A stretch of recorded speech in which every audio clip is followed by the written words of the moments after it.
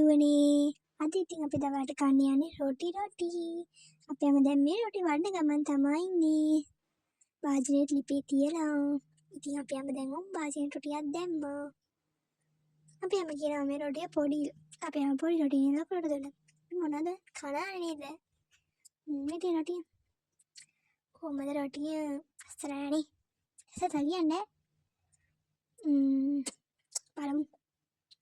මේ තියෙන්නේ අනිත් රොටිය. එක සම්පූර්ණ වගේ මේ ඉන්නේ මම. අපි හැම දැන් මේ ලුණු මිරිසත් හදාගෙන හොඳට හදාගෙන හැබැයි තක්කොල්ද ඕල හොඳ තලාගෙන වංගියේ දාලා කොටාගෙන මේ තියෙන්නේ රොටි ලුණු මිරිස එන රොටි පෙන්නන්න මේ තියෙන්නේ රොටි අද දවල්ට අම්මයි මායි විතරයි එන රොටි 3යි හදාගත්තේ ඔයාලට තවත් දෙන්න ඉන්නකෝ මේ පැත්තට මේ තියෙන්නේ ලුණු මිරිස එක රස පාට හොඳට තලාගෙන කොටාගෙන අන්නවට මම ලස්සන වීඩියෝයක් ගත්තා. එන්න කාලා පෙන්නන්න රාස්නේ යාළුවනේ අත පිටුණා. බැලුවට කාලයට හොඳයි නේද?